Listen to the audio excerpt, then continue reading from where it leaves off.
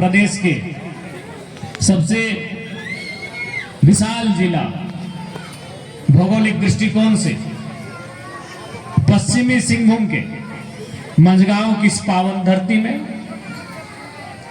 धरती आबा भगवान बिरसा मुंडा के प्रतिमा अनावरण कार्यक्रम सह इस जनसभा में उपस्थित मंच में मंचासीन सभी सम्मानित झारखंड लोकतांत्रिक क्रांतिकारी मोर्चा के पदाधिकारियों, साथियों, विशेषकर पश्चिमी सिंहभूम जिला के जिला टीम, स्थानीय साथियों, स्थानीय मुखिया जी, हमारी माताएं, बहनें, बुद्धिजीवी, बड़े बुजुर्ग, हमारे नौजवान भाइयों बहनों, मीडिया के साथियों और सुरक्षा के दृष्टिकोण से तैनात तमाम पुलिस के जवानों, पुलिस की बहनों, आप सभी को झारखंडी जोहार, नमस्कार, आदाब। साथ ही साथ जब झारखंड का जिक्र होता है तो विशेषकर कोल्हान का जिक्र होता है। कोल्हान की धरती वीरों की धरती रही है, चाहे फोटो हो रहे, लड़का हो रहे, गंगाराम कलोंडिया रहे, या गोवा गोलीकांड में शहीद होने वाले, या झारखंड अलग राज्य लड़ाई की उस क्रांति को धार देने वाले शहीद निर्मल महतो रहे, अनगिनत वीर, जिनका अगर हम लोग नाम लेना शुरू करें तो शायद सुबह से शाम और शाम से सुबह हो जाएगी, लेकिन उन क्रांतिकारियों की वीर गाथा को हम लोग बोलकर पढ़कर समाप्त नहीं कर पाएंगे। मैं कोल्हान प्रमंडल के समस्त वीरों को कोटि कोटि नमन और वंदन करता हूं। आज आप सभी बड़े उत्सुकता के साथ, बड़े धीरज के साथ आज किस कार्यक्रम में हमारे साथियों के, हमारे बातों को, हमारे अभिभाषण को सुनने के लिए आए हैं, तो आपका भी धन्यवाद करते हैं। क्योंकि बारिश का महीना है, हल्की फुल्की बूंदा बूंदी बारिश रास्ते में हुई भी, उसके बाद भी आज आप डटे आकर, इसके लिए आप सभी का मैं धन्यवाद करता हूं। साथियों, आप भली भांति जानते हैं कि जब झारखंड राज्य का निर्माण हो रहा था 2000 के कालखंड में, तो उसी समय हमारे साथ दो और राज्य अलग हुए थे। मध्य प्रदेश से कटकर एक छत्तीसगढ़ नामक राज्य बना था, जो हमारा बिल्कुल ठीक पड़ोसी राज्य है। उत्तर प्रदेश से कटकर एक उत्तराखंड नामक राज्य बना था, और ठीक उसी कालखंड में हमारा झारखंड राज्य बना था। लेकिन साथियों, माताओं, बहनों और मेरे भाइयों, आप इतिहास की तारीख, आप उस राज्य के बनने की तारीख को और उससे पहले की घटनाओं को जाके अध्ययन कर लीजिए। बाकी दोनों राज्य को बनाने के लिए, उन दोनों राज्य के निर्माण के लिए किसी को जान नहीं देना पड़ा। छत्तीसगढ़ को लगा कि मध्य प्रदेश से एक अलग राज्य बनना चाहिए, विधि व्यवस्था के दृष्टिकोण से, प्रशासनिक दृष्टिकोण से, भौगोलिक दृष्टिकोण से, सामाजिक दृष्टिकोण से, आर्थिक दृष्टिकोण से मध्य प्रदेश से एक अलग राज्य बना छत्तीसगढ़। उत्तर प्रदेश से बना उत्तराखंड। लेकिन जब झारखंड की बात आती है, आपको मालूम है 88 सालों का संघर्ष, हमारे आंखों के सामने 88 सालों का संघर्ष और हजारों लोगों की कुर्बानी हमारे सामने आती है, तब जाके हमने झारखंड राज्य लिया है। बने और भी राज्य बने, कई राज्य इसी भारत की भूमि में आजादी के बाद कई राज्य बने, लेकिन आप पता कीजिए उन राज्यों के निर्माण में क्या शहादत दी गई, क्या किसी की ने कुर्बानी दिया, क्या किसी ने बलिदान दिया, क्या किसी की जान गई? नहीं। लेकिन जब झारखंड की बात आती है, हमारे लोगों ने सीने में गोलियां खाई, हमारे लोगों ने अपने लहू को बहाया, तब जाकर हमने झारखंड राज्य बनाया। लेकिन आज झारखंड राज्य निर्माण के 25 सालों के बाद झारखंड के जनमानस, झारखंड का हर एक आम व्यक्ति ये सवाल पूछने की हिम्मत कर रहा है कि भाई झारखंड राज्य क्यों बनाया? इस राज्य को बनाने का उद्देश्य क्या था? इस राज्य को बनाने का मकसद क्या था? आखिर क्यों बना था ये राज्य? ये राज्य इसलिए बना था कि भौगोलिक रूप से, सांस्कृतिक रूप से, सामाजिक रूप से एक अलग पहचान रखता है। आदिवासियत जीवन शैली के साथ, आदिवासियत परंपरा के साथ जीवन यापन करता है। मादर की थाप से ये राज्य अपनी एक अलग पहचान बनाता है, इसलिए हमने अलग राज्य बनाया था। लेकिन आज पूछिए सरकारों से, खासकर वो सरकार आज सत्ता में है, आज उस पार्टी की सरकार है जो झारखंड अलग राज्य की लड़ाई को जिसने लड़ा था, कि आज मुद्दे गौण क्यों हो गए? झारखंड बनाने का मकसद अधूरा क्यों हो गया? वीरों के सपनों का झारखंड आज कहां गुम हो गया? इसका जवाब मांगिए। जिस प्रकार पश्चिम बंगाल हमारा पड़ोसी राज्य है, वहां एक स्लोगन दिया जाता है, माय माटी मानुष। हमारे झारखंड में एक स्लोगन दिया जाता है, जल जमीन जंगल। यानी झारखंड के लोगों का सम्मान जल से, झारखंड के लोगों का सम्मान जमीन से, झारखंड के लोगों का सम्मान जंगल से। लेकिन आज पूछिए हमारी जमीनें कहां है? उस जमीन पर जो हमारी पहली पहचान है। झारखंड वासियों, आप पहले जान लीजिए, झारखंड की पहली पहचान हमारी जमीन है। झारखंड के नाम में छुपा है। झारखंड दो शब्दों से मिलकर बना है, झारखंड। झाड़ यानी जंगल और खंड यानी जमीन। आज किनके पास है हमारी जमीनें? आज हमारी जमीनें टाटा के पास है। आज हमारी जमीनें किनके पास है? वेदांता ग्रुप्स के पास है। आज हमारी जमीनें किनके पास है? बिरला ग्रुप्स के पास है। आज हमारी जमीनें किनके पास है? कोल इंडिया की टीम के पास है। आज हमारी जमीनें किनके पास है? अडानी ग्रुप्स के पास है। आज हमारी जमीनें किनके पास है? एचईसी ग्रुप के पास है। क्या इस दिन के लिए झारखंड राज्य बना था? आज इस राज्य को बनाने के लिए हमने जान दिया, हमने जमीन दिया, लेकिन आज बदले में यहाँ के लोगों को क्या मिला? बगल में आपका जादू घोड़ा है। जब जादू घोड़ा की कहानी, जादू घोड़ा के किस्से दुनिया के सामने आते हैं तो लोगों के रोंगटे खड़े हो जाते हैं। आज इस राज्य की वर्तमान स्थिति क्या है? ये किसी से नहीं छुपा। ये राज्य इसलिए बना था कि जब झारखंड राज्य अलग होगा, यहाँ के भोले भाले सीधे साधे लोग, यहाँ के सरल लोग, जब ये राज्य अलग होगा उन्हें सुविधा मिलेगी, उनके बच्चों को अच्छी शिक्षा मिलेगी, उनके बच्चों को अच्छा रोजगार मिलेगा, उनके बच्चों को इनकम का एक स्रोत मिलेगा। लेकिन आज ये सवाल है कि झारखंड की व्यवस्थाएं, आज झारखंड की परिस्थितियां हमारे आंखों के सामने है। ऐसा महसूस होता है जैसे हम इस राज्य में ठगे गए। आज हमारी माओ बहनों को सरकार ने 2,500 रुपए मैया सम्मान की राशि दे दी, लेकिन पता कीजिएगा आपके गांव की जो सड़क बन रही है, जो 2.5 करोड़ से लेकर 25 करोड़ से लेकर 250 करोड़ के लागत से, वो किसी दूसरे राज्य के लोगों को देने का काम कर रही है। मिला होगा आपको। ये हमारे इस राज्य की सच्चाई है। केवल कहने को झारखंड और कहने को झारखंड की अस्मिता, और ये हम नहीं कह रहे हैं। इस राज्य के पहले गवर्नर, इस राज्य के पहले गवर्नर कौन थे? प्रभात कुमार। टाटा जमशेदपुर के एक कार्यक्रम में आए हुए थे अतिथि बनकर। उन्होंने जाते जाते टाटा ग्रुप से एक ही सवाल किया कि आपके कितने साल हो गए? उन्होंने कहा कि 2-4 साल कम, 100 साल होने वाला है। उन्होंने पूछा, क्या आज तक इन 100 सालों में आप 100 साल पूरे करने वाले हैं? कि आज तक एक भी झारखंडी आप वीसी बना? उनका उत्तर था 0। चूंकि प्रभात कुमार पहले राज्यपाल थे, पढ़े लिखे बुद्धिजीवी व्यक्ति थे, उन्होंने साफ साफ कह दिया, तब हमें मालूम है आपने किनका विकास किया है। एक भी वीसी आज तक नहीं बना, वीसी एक नहीं बना।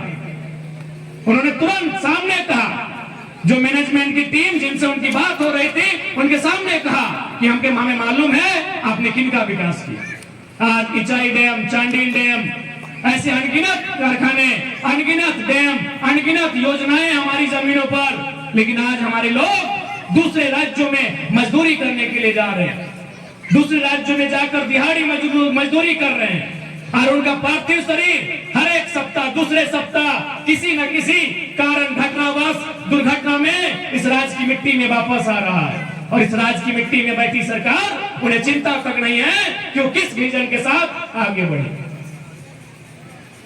अरे वर्तमान में तो हेमंत सोरेन जी की सरकार है, एक आदिवासी समाज से आने वाले और गुरु जी के पुत्र, जिस गुरु जी ने निर्मल महतो, विनोद बिहारी जैसे कई संघर्षशील नेताओं के साथ मिलकर इस झारखंड राज्य को अलग कराया, उस शख्स झारखंड के महानायक, झारखंड की राजनीति के एक अमिट योद्धा शिबू सोरेन के पुत्र हैं। लेकिन आज उनसे भी पूछिएगा कि आज इस राज्य के लिए आपकी चिंता क्या है।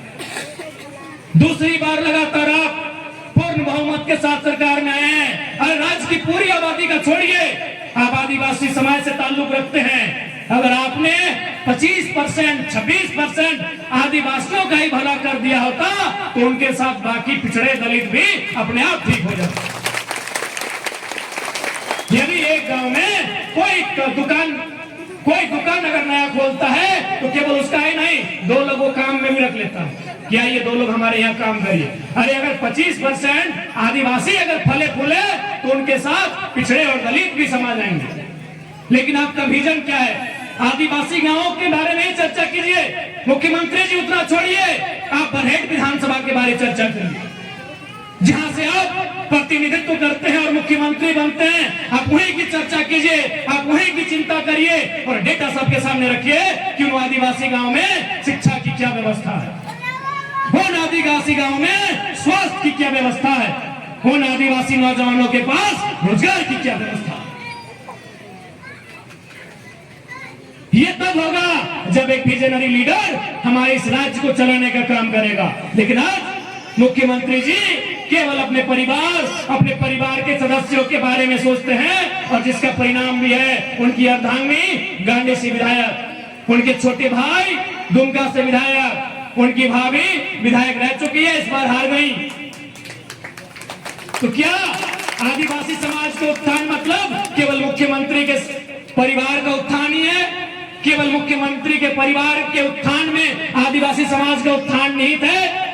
ये आदिवासी समाज को तय करना होगा। काफी होता है 2 बार पूर्ण बहुमत से सरकार में आना, काफी होता है। आज बताएंगे कि उन्होंने क्या रोड मैप तैयार किया है। उनसे पूछना चाहिए कि आने वाले 3 सालों का, 5 सालों का झारखंड का दशा क्या होगा। इस राज्य में जैसे जैसे दिन बढ़ रहा है, जैसे जैसे समय बढ़ रहा है, इस राज्य की जमीनें लगातार उद्योगपतियों को दी जा रही है। खनन के नाम पे, उद्योग के नाम में, कंपनी के नाम पर, और विस्थापित किया जा रहा है यहाँ के आदिवासियों। इसलिए आज ये आदिवासी समाज को संकल्प लेना होगा कि झारखंड की दशा को, झारखंड की दिशा को किस ओर लेकर जाना है।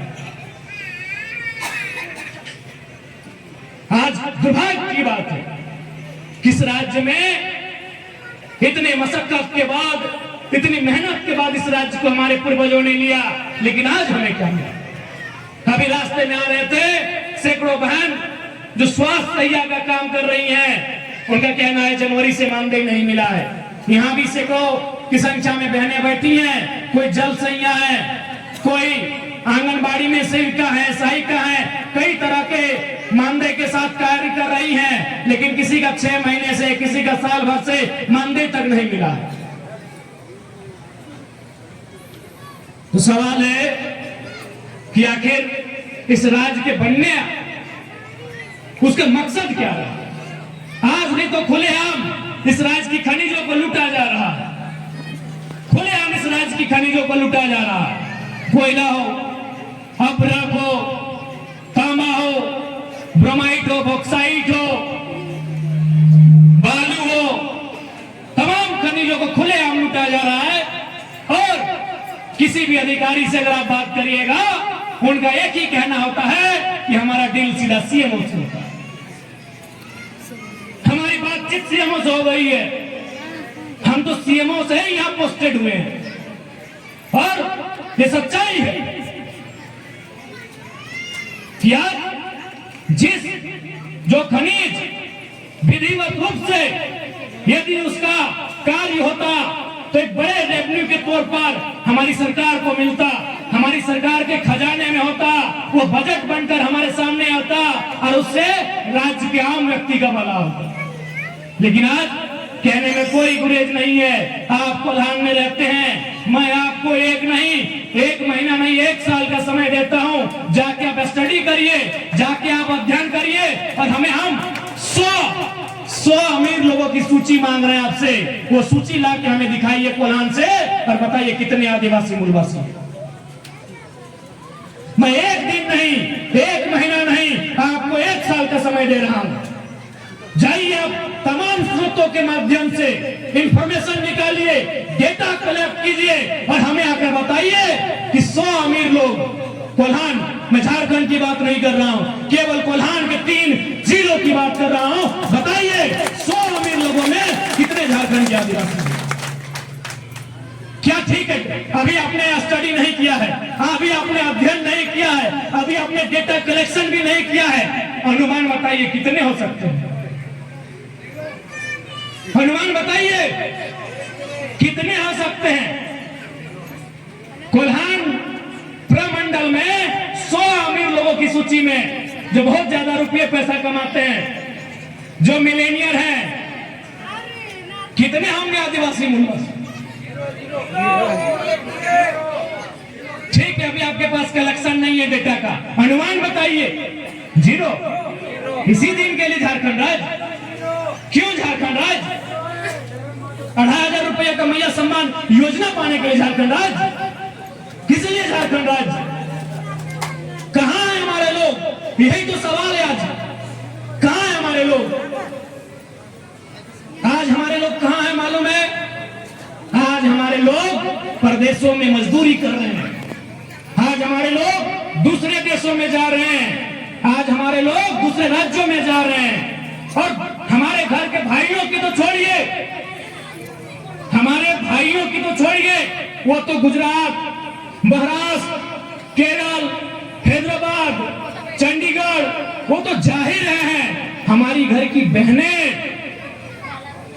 हमारी घर की बहनें, शर्मसार करने वाली बात कह रहा हूं, हमारी घर की बहनें लगभग 75,000 से ज्यादा दिल्ली महानगर में, मुंबई महानगर में, बड़े बड़े महानगरों में दासी और दाई का काम करती है। ये हमारे राज्य की सच्चाई है, जिससे जो राज्य 27% कोयला देता है, जो राज्य ब्रोमाइड देता है, जो राज्य बॉक्साइट देता है, जो राज्य 75 से 80 प्रकार का मिनरल्स देता है, जो देश की मिनरल्स का 40% अकेले देता है, इस राज्य की ये दुर्दशा, ये चिंता का विषय। इसलिए अब इस राज्य को या तो व्यवस्था बदलना होगा या तो एक नया उलगुलान करना होगा। ऐसे ये राज्य नहीं सुधरेगा। या तो व्यवस्था, सत्ता नहीं, व्यवस्था बदलना होगा। और व्यवस्था तब बदलेगी जब नई सोच के साथ, झारखंड की सोच के साथ नए नए युवा विधानसभा में जाएंगे, लोकसभा में जाएंगे, राज्यसभा में जाएंगे, तब व्यवस्था बदलेगी। और नहीं तो एक उलगुलान लाना होगा और इस राज्य में जितने भी खनिज संपदा जो अवैध रूप से निकासी किया जाता है, उसकी नाकाबंदी करनी होगी। आज बताइए, इसी कोल्हान में 5 छोटे छोटे बच्चों को HIV का खून चढ़ा दिया गया। पहले तो हम प्रार्थना करते हैं कि बच्चे ठीक हों। बताइए कितनी शर्मसार करने वाली घटना थी। झारखंड में झारखंडियों को क्या मिल रहा है? बच्चों को HIV का खून चढ़ाया जा रहा है। ये इस झारखंड राज्य की सच्चाई। इसलिए अपने आंखों से पर्दों को हटाना होगा। ये राज्य हमें खैरात में नहीं मिला है, ये राज्य हमें उपहार में नहीं मिला है, ये राज्य हमें संघर्ष के बाद मिला है, ये राज्य हमें लहूलुहान होने के बाद मिला। हम लहूलुहान हुए हैं। कब्जा के ये राज्य मिला है। अमानवीय तरीके से हमारे साथ दुर्व्यवहार किया गया है। गुमा गोलीकांड, यही चाईबासा का अस्पताल, शायद 80-82 का वो समय 12 लोगों को अस्पताल से निकालकर, जो घायल थे, बीमार थे, लाचार थे, अस्पताल में भर्ती थे, उन्हें निकाल कर लाइन में खड़ा करके गोली मारा गया था। क्या भूल गए वो मंजर? हमने इन परिस्थितियों से राज्य लिया है, लेकिन आज इस राज्य के लोगों को क्या मिला? इसलिए आज झारखंड के जनमानस को ये चेतना अपने अंदर जगानी होगी कि यह राज्य हमें खैरात में नहीं मिला है, यह राज्य हमें संघर्ष से मिला है, यह राज्य हमें बलिदान से मिला है, और उस बलिदान से मिले इस राज्य को आगे कैसे लेकर जाएंगे, इस राज्य के लोगों का भला कैसे हो, इसका ध्यान भी हमें रखना होगा। क्योंकि मुख्यमंत्री जी वो धीरे धीरे अपना विजन खो रहे हैं। अभी हाल फिलहाल देखा होगा आपने, रांची में इन्होंने हरी झंडी दिखाया था एक कार्यक्रम को, उस कार्यक्रम का नाम था नशा मुक्त अभियान।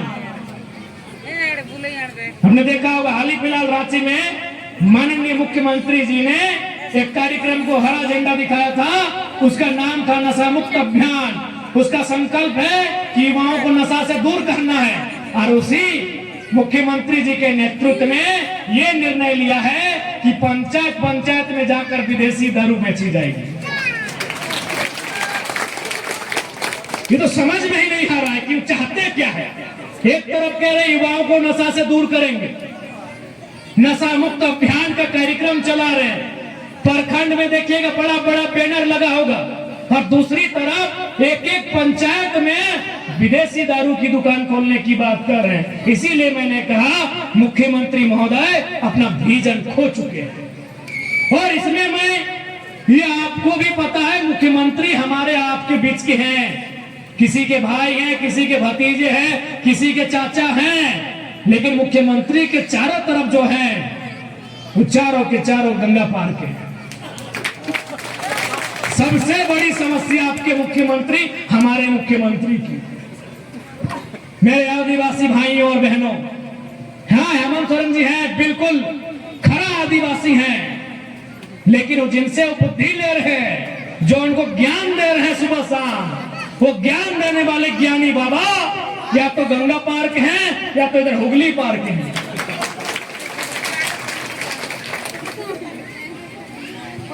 जानते हैं कि नहीं आप सुप्रियो बाबा कहाँ के हैं? अरे जो पार्टी का पक्ष रखते हैं मीडिया में आके, दाढ़ी वाले बाबा, दाढ़ी वाले बाबा जो पार्टी का पक्ष रखते हैं, सुप्रियो बाबा आंदोलनकारी हैं, गंगाराम कलोंडिया के साथी हैं, निर्मल महतो के साथी हैं, शिबू सोरेन के साथी हैं, बागुन समराई के साथी हैं। तो कौन है भाई पार्टी का पक्ष रखते हैं? ये सच्चाई है। इसलिए आप जितना जल्दी हो सके इस बात को मान लीजिए कि केवल मुख्यमंत्री महोदय एक आदिवासी का मुखौटा है। इस राज्य में आदिवासियों का वजूद धीरे धीरे खत्म हो रहा है। इस राज्य में मूलवासियों का वजूद धीरे धीरे खत्म हो रहा है। यदि आपको मेरी बात लग रही कि नहीं, चलिए हम लोग राजनीति करने वाले हैं, हम लोग सत्ता में आने की सोच रहे हैं, इसीलिए ये भाषण दे रहे हैं, तो आप, मैं तो आपको समय दे रहा हूं, अब डेटा कलेक्शन करिए कि जहां जहां आर्थिक आय का स्रोत है पता कीजिए कई बाजार खंडी है। कोई जगह कोयला का खदान हो, पत्थर का खदान हो, कंपनी हो, फैक्ट्री हो, टेंडर हो, एजेंसी हो, कोई जगह जहां से 2 रुपया का इनकम है, जहां से 2 रुपया का इनकम है, आप जाके पता कीजिए वो झारखंडी आदमी न के बराबर। अरे नगर निगम में तो टेंडर नहीं भर सकते, आपका पेपर फाड़ दिया जाएगा, चाहे वो धनबाद का नगर निगम हो, चास का हो या आदित्यपुर का हो। क्या बात करते हैं आप? ये राज्य, यही हेमंत है तो हिम्मत है कि हम अपने राज्य में टेंडर भी नहीं भर पाएंगे।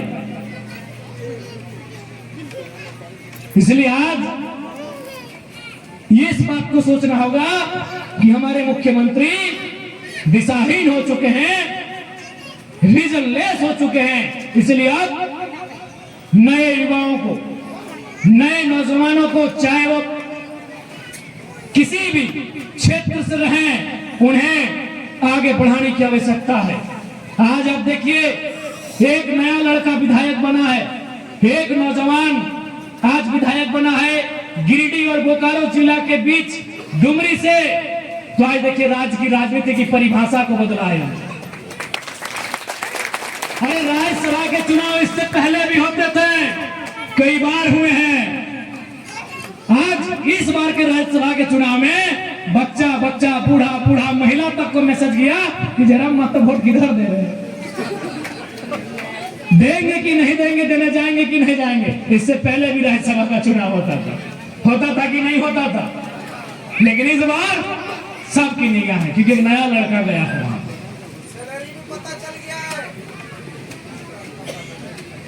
आज एक नया लड़का राजनीति में आया है, तो अपने बारे में सोचने से पहले झारखंड के लोगों के बारे में सोचता है।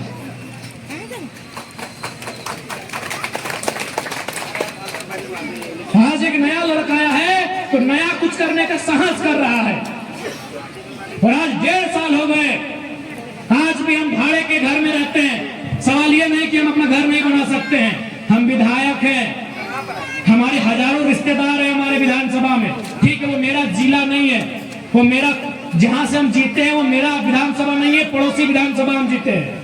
लेकिन हम एक विधायक हैं, हम जिसको कहेंगे वो 1 एकड़ जमीन हमें दे देगा कि विधायक जी आप घर बना लीजिए। लेकिन हमने क्या कहा था कि हम अपने जिला से बाहर 1 इंच जमीन खरीदने का काम नहीं करेंगे। आज हम अपने उस विचार पे आए हैं। क्योंकि मेरा घर है धनबाद जिला, मेरा बपोती घर कहाँ है, धनबाद जिला, और हम विधायक कहाँ के बने हैं, गिरिडीह और बोकारो संयुक्त 2 जिला में मेरा विधानसभा पड़ता है। और मेरा क्या वचन था कि अपना जिला से बाहर हम 1 इंच जमीन नहीं बढ़ाएंगे, 1 बित्ता प्रॉपर्टी नहीं बढ़ाएंगे। क्योंकि मेरा मानना है कि कुछ लोगों का जरूरत से ज्यादा अमीर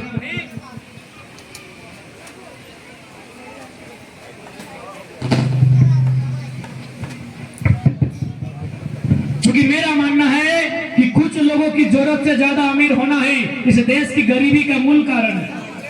इसलिए मैंने कहा था कि हम अपना जिला से बाहर कोई प्रॉपर्टी नहीं रखेंगे। आज यह देश गरीब क्यों है, यह राज्य गरीब क्यों है? यहाँ के नेता, यहाँ के अफसर अमीर हैं, इसलिए ये राज्य गरीब है।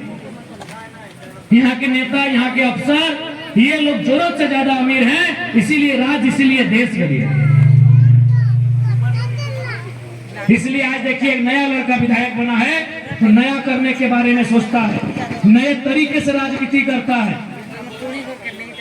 इसलिए आज इस कोल्हान की मिट्टी से तमाम नौजवानों, तमाम माताओं बहनों, तमाम बड़ों बुजुर्गों से मैं ये आशीर्वाद चाहता हूं और ये अपील भी करना चाहता हूं कि अब आपको अपनी राजनीति में इंटरेस्ट लेना होगा। आपने राजनीति में इंटरेस्ट नहीं लिया, इसलिए गलत लोगों ने राजनीति में इंटरेस्ट लिया और उसका दुष्परिणाम आज हमारे सामने है। कोई भी परीक्षा होता है, कभी कोई यूपी की बहन, कभी कोई राजस्थान की बहन, कभी कोई बिहार की बहन आके मीडिया में कहती है झारखंड बड़ा अच्छा है, हमको यहाँ नौकरी मिला है। अरे यहाँ की बहन से पूछिए कि उसके लिए क्या है। अभी हाल फिलहाल देखिए, 2 दिन पहले आपने मीडिया में देखा होगा, एक उत्तर प्रदेश की बहन है, मुझे उससे कोई शिकायत नहीं है, शिकायत मुझे अपनी सरकार से। वो मीडिया में कह रही है झारखंड सरकार का धन्यवाद, हम तो झारखंड को जानते ही नहीं है, हमें नौकरी करेंगे। एक बात, ये सबसे बड़ी दुर्गति इस राज्य की। इसलिए आज इस राज्य को सबसे पहले अपनी स्थानीय नीति को परिभाषित करना होगा, जो हमारी मांग चली आ रही है 1932 के खतियान को आधार मान के, और बाकी क्षेत्रों में जो उस कालखंड के सबसे अमीर दस्तावेज है, सबसे महत्वपूर्ण दस्तावेज है, उनको आधार मान के इस झारखंड राज्य की स्थानीय नीति को परिभाषित किया जाए, इस झारखंड राज्य के लोगों को हक अधिकार से जोड़ा जाए। नहीं तो आने वाले दिन झारखंड के लोग अपने राज्य में औपनिवेशिक शासक के गुलाम बन के रह जाएंगे। आज ये किसी से नहीं छुपा है। जहां जहां कंपनियां हैं, जहां जहां फैक्ट्रियां हैं, वहां वो हर एक दिन 2-4 बित्ता जमीन का अधिग्रहण मनमाने तरीके से कर रहा है। और हमारी सरकार, हमारी जिला प्रशासन चुपचाप तमाशा देख रही है। इसलिए राज्य की स्थानीय नीति परिभाषित करने के साथ साथ इस राज्य के लोगों को उनकी आर्थिक, उनकी सामाजिक, उनकी राजनीतिक चेतना, उनकी स्थिति को बेहतर बनाने के लिए सरकार को संकल्प लेना होगा। और जो सरकार आपके बारे में नहीं सोच रही है, उस सरकार के बारे में आपको क्यों सोचना।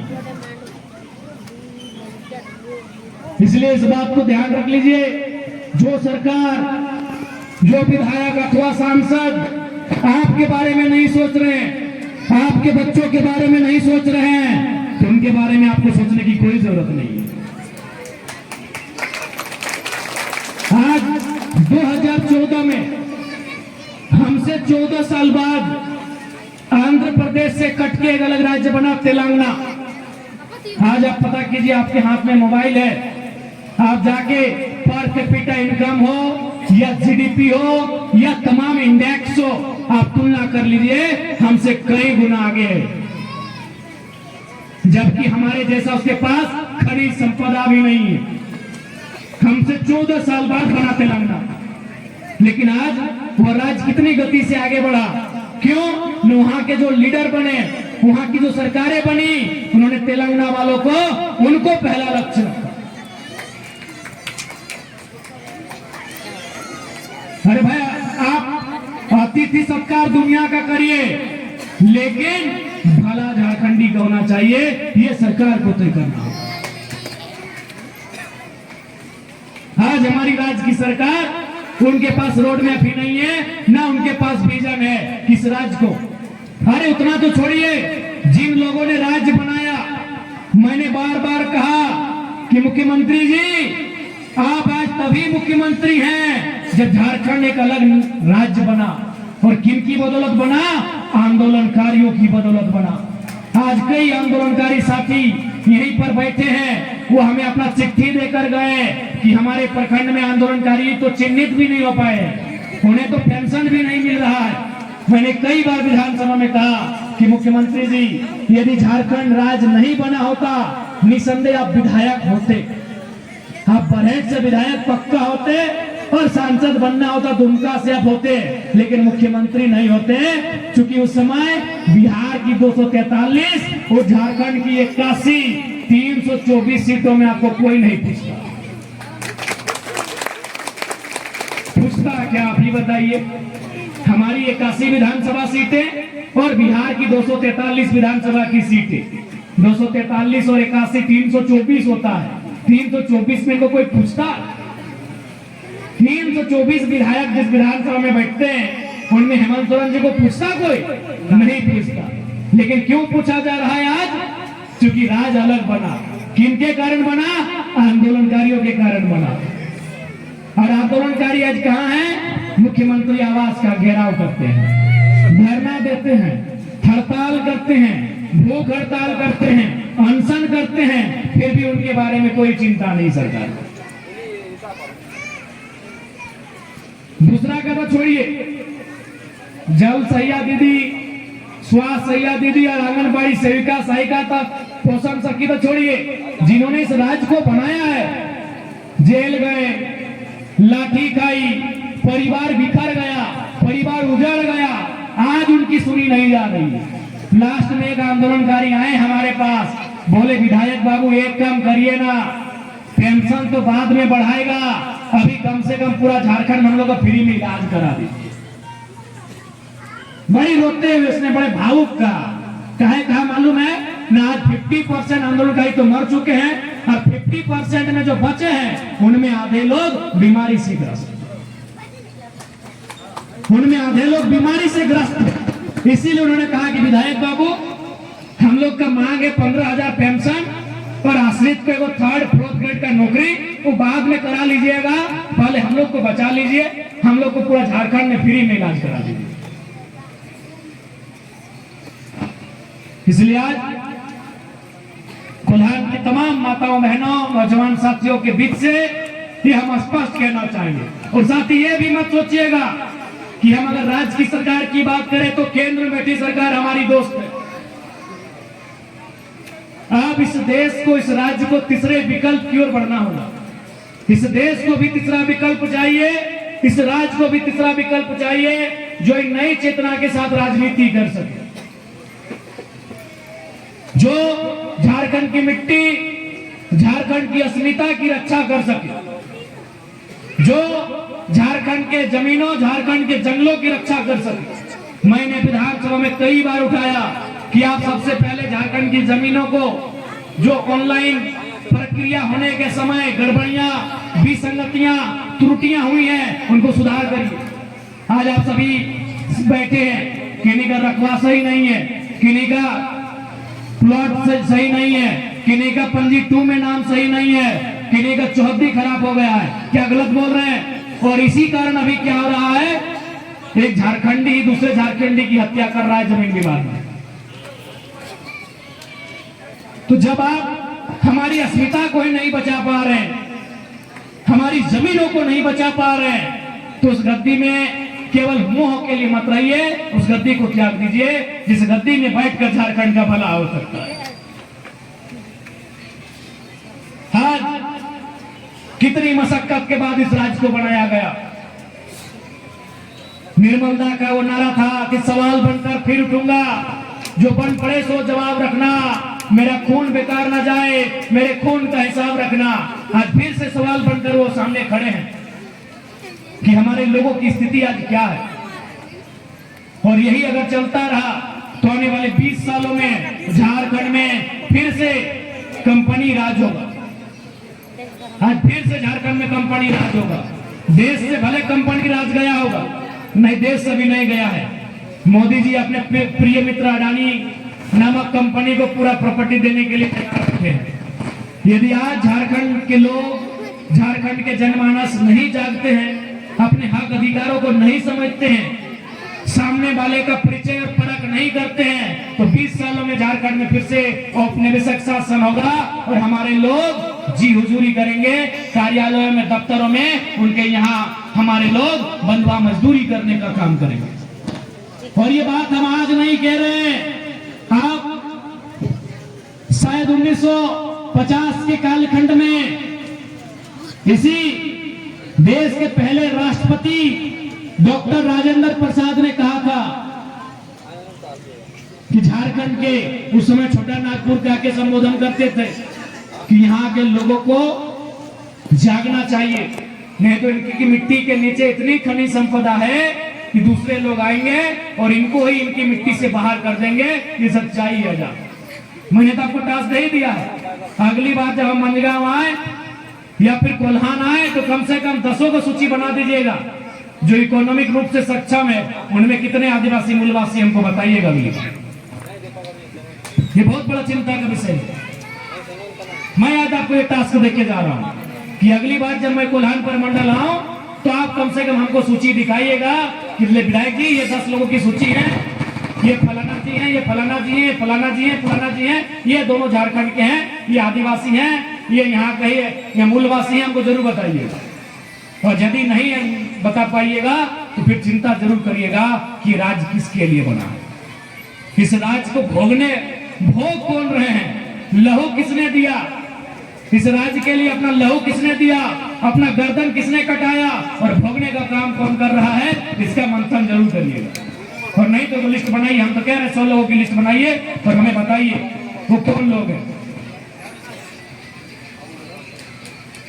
ये केवल एक मंच से देने वाला भाषण नहीं है, ये केवल एक नेता, एक विधायक का भाषण नहीं है, ये सोचने का विषय है। हर एक झारखंडी को बैठ के सोचना चाहिए, कहां झारखंड, किसके पास झारखंड, किसके लिए झारखंड। हमारी सारी संपत्तियों पर, हमारी एक एक संपदा पर लगातार लोग कब्जा कर रहे हैं और जब आप विरोध कर रहे हैं तो कहीं नक्सली के नाम से आपको जेलों में बंद कर दिया जा रहा है। यह भी सवाल मैंने विधानसभा में किया था, याद होगा आपको। उस समय एक मंत्री जी खड़ी होकर हमारे साथ बहस करने लगी थी, तो मंत्री जी को हमने बाद में भी कहा कि आप विदेश में पढ़ी हैं, आपको नहीं मालूम झारखंड की पृष्ठभूमि क्या है, मैंने क्या कहा था कि जब मैं मानता हूं कि नक्सली असंवैधानिक लोग हैं, मैं मानता हूं कि नक्सली असामाजिक भी हैं, लेकिन बना क्यों? और दूसरा बात यह भी मैंने तर्क दिया कि जब नक्सलियों का प्रभुत्व था प्रखंड में, अंचल में, थाना में, जनता से 1 रुपए का घूस नहीं लिया जाता। क्योंकि मैं पारसनाथ के तराई से आता हूं, वहां के लोग आज भी कहते हैं, आज ब्लॉक जाइए तो जन्म प्रमाण पत्र, मृत्यु प्रमाण पत्र, जाति, आवासीय आय घूस देना पड़ता है, अपना जमीन का रसीद कटाने में घूस देना पड़ता है, थाना चले जाइए वहां घूस देना पड़ता है। लेकिन वो 1990 का दौर था जब नक्सलियों का बोलबाला था, लोग घूस नहीं लेते थे उनके डर। और हम तो यहां तक सुने हैं कि पारसनाथ के हमारे 2 चर्चित नक्सली आपके सरंडा में ही शरण लिए हैं। मैं फिर कह रहा हूं, मैं नक्सलियों का पक्ष नहीं लेता हूं, लेकिन ये सवाल जरूर होता है कि आखिर उसका उदय क्यों हुआ था, और आज तक अगर वो है तो कारण क्या है?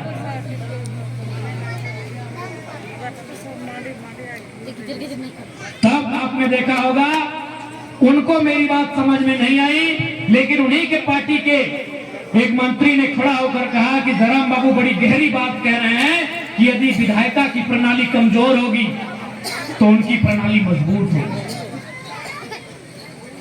आज कोई अंचल, कोई थाना, कोई ब्लॉक, कोई सरकारी दफ्तर अगर 5% लोग होंगे जो शायद कह सके ईमानदारी से कि हम रिश्वत नहीं लेते हैं, पर बाकी पूरा महकमा रिश्वत से भर गया है। तो मैं फिर कहता हूं, नक्सली हैं असामाजिक, असंवैधानिक लोग, लेकिन उनके प्रभाव से गरीब लोगों से कोई रिश्वत नहीं लेता था, यह भी सच्चाई है।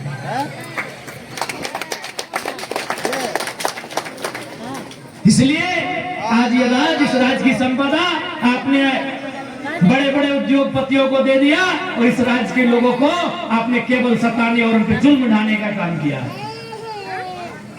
इसलिए आज पुनः पश्चिमी सिंहभूम की इस पावन धरती से, ऐतिहासिक धरती से मैं आप सबों से ये कहना चाहूंगा कि इस बार आप तैयार हो जाइए। या तो व्यवस्था बदलना होगा, या तो जोरदार एक आंदोलन करना होगा, ताकि फिर भविष्य में दोबारा झारखंड की अस्मिता के लिए, झारखंड की मिट्टी की परंपरा के लिए हमें लड़ने की जरूरत ना पड़े। आज जब ये राज्य बना, सबने उम्मीद लगाया था कि हमें हमारे हिस्से में भी कुछ आएगा। हमने बलिदान देके राज्य लिया है, लेकिन आज हम हाथ मलते रह गए, आज हम तमाशा देखते रह गए और भोगने का काम किसी और ने किया। अभी कब?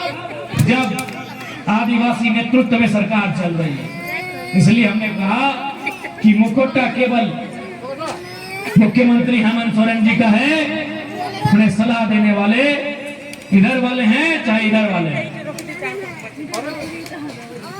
इतना छोड़िए, उनसे इतना ही पूछिएगा कि आप तो विधायक संथाल परगना से बने हैं ना, संथाल परगना यानी बरहेट विधानसभा से दुमका तरफ से आप दोनों भाई जीत के आए हैं, तो किसके भरोसे छोड़े हैं? जरा पूछिएगा, किसके भरोसे छोड़े हैं? आदिवासी भाइयों, आपको जानना चाहिए कि साहेबगंज से लेकर पाकुड़ तक, गोड्डा तक, पूरा खाली पत्थरे में करोड़ रुपया का कमाई हो रहा है, और वो किसके पास जा रहा है? कोई पीएम है वहां पे, उनको लोग पीएम कहते हैं। इधर रांची में सीएम रहते हैं, और रांची में सीएम जी की गैरहाजिरी में वहां कोई पीएम रहते हैं, और पीएम भी कहां के हैं? गंगा पार। पता कीजिएगा कि आखिर वो अपना विधानसभा और संथाल परगना किसके भरोसे छोड़े। ये मैं आदिवासी भाइयों को ये टास्क देता हूं कि आप ये हमें पता करके बोलिए, क्योंकि मुख्यमंत्री रांची में रहते हैं, उनकी मैडम भी भले विधायक गिरिडीह गांडे से बनी है, लेकिन पिता यहाँ हॉकी और मॉडल हॉकी टूर्नामेंट में शामिल होती हैं और मॉडल लोग के साथ गाना गा रही हैं। उनको भी वहां की चिंता है ना, वो भी रांची में रहती हैं। तो वहां किसके भरोसे छोड़ा है, ये आपको टास्क देके जा रहे हैं। हाँ, वही पीएम का फूल फरा मिश्रा जी। बाकी लोग नहीं जानते तो वो टास्क दे रहे हैं, पता कर लीजिएगा कि संथाल परगना किसके भरोसे छोड़े। इसके बाद भी अगर आपको लग रहा है कि हमारे मुख्यमंत्री एक दिशा में, एक रोड मैप के साथ, एक विजन के साथ आगे चल रहे हैं, तो फिर आपको जो निर्णय लगे, आपको अपने मत का जहां उपयोग करना हो आप कर सकते हैं। उसके लिए हम आपको रोकेंगे नहीं। इस दिन के लिए बस हम इतना तकलीफ होता है जब इस राज्य में घूमते हैं, जगह जगह। अभी देखिए मगध में 3 बच्चे मर गए। देवेंद्र नाथ जी हमारे आंदोलन करने गए, हमारे कई साथी थे, सूरज जी, राम जी, यादव जी। अरे भाई, कंपनी पे कार्रवाई ना करके उल्टा इनको जेल में डाल दिया। कि अभी भी वही दशा है कि आप कंपनी के खिलाफ नहीं बोल सकते।